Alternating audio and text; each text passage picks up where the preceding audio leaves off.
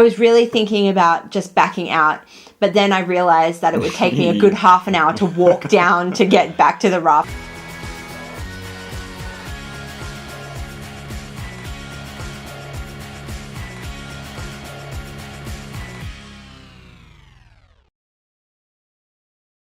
If you're a little bit sick of the temperatures, the heat, the Dalat's a little bit cooler. It was usually around about 18, 20 degrees. One thing I will say about the weather in Dalat is around 2 or 3 every day it pours down with rain. And it does rain for 1 to 2 hours, so plan to do something during that time. So getting to Dalat is fairly simple.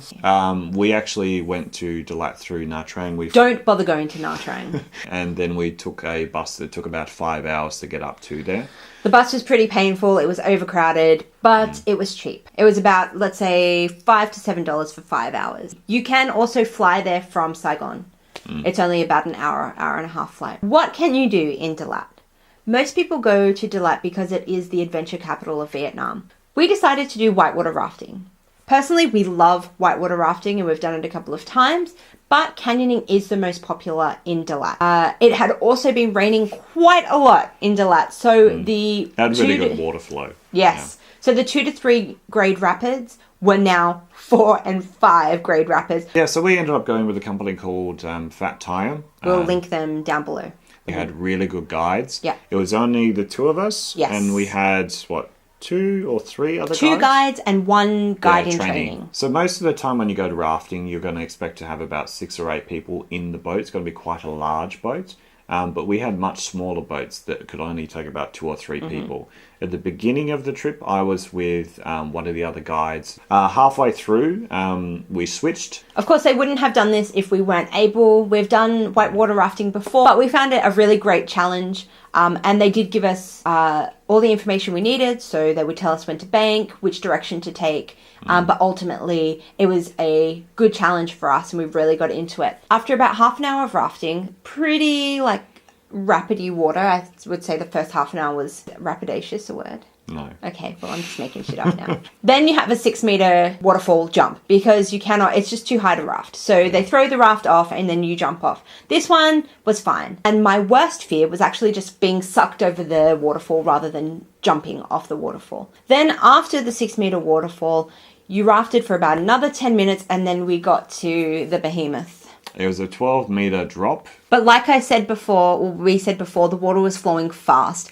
The walk to the edge of the waterfall was probably one of the scariest things I've done in my life because the water being sucked over there made me feel like I was going to die. I hate heights.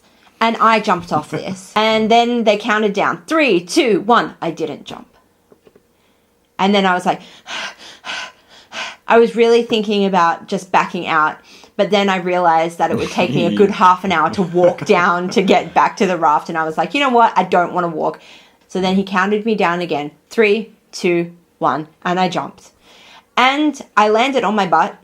And it was painful. And the next day I was completely bruised. You hit the water pretty hard. Oh, yeah. Look, it was scary, but the guys are really well trained. They're one of the only companies that go through such a rigorous training program. They do train for quite a long time before they even get into a boat. They do a lot of theory, and then they do raft the river for around 6 months before they even take people. So they are trained in anything that can go wrong, and this is one of the big differences between them and other companies. If you're not the thrill-seeking type, there are some other things you can do in Dalat. But we also visited a coffee plantation called Co. They're doing some really good work with minority groups in the area. They're actually run by a woman who's part of those minority groups. You can check out the information in the description below. On a lazy day where the clouds are receding, you can take the cable car over to the other side of Dalat and get some of Dalat's finest views.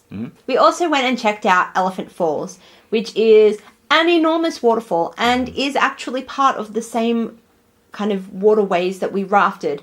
So you can imagine that if somebody didn't really know what they were doing and they went over this waterfall, you would die. Yeah, you'd die definitely because there's very large rocks that the actual waterfall goes and lands down onto. Just check out the volume of water that is going over that waterfall. It was actually receding back into the spectators area. So, and you can walk behind it, but it was so voluminous that day that it was crazy. It was flowing a hell of a lot. Would you ever imagine a Gaudi influenced melting house and wandering staircases in the middle of Vietnam. All I can describe it as, and as you can see, it's kind of Gaudi-esque, melting houses with ambling staircases. Look, it was a really fun and interesting day, but heaps of people go. So again, the advice would be either go really early or go at the heat in the middle of the day. So we stayed in a hostel called Sleep in Dalat. They have two little sausage dogs. Oh, they're so adorable. And you get instant best friends, cuddle, cuddle, cuddle, happiness every time you come back to the hostel. Really enjoyed spending time in Dalat, and it's the kind of place that if you travel for a long time, it's good to chill out and just recharge. Get a motorcycle. Yeah. If you can. Make sure you have a phone that has Google Maps on it and plot out your destinations the day before. Make sure you get up early in the morning and do what you want before about 2 o'clock. Yeah. And my tip for Dalat would be actually allow yourself the time to soak in the environment around you. Dalat is one of those places that is not full of energy. It's very relaxed, and it pays to get out of the city and have experiences with the local people. So if you like what we're doing, give us a like on this video, maybe even subscribe to our channel, and our website is at the bottom of the description below. Check that out. So see you next time.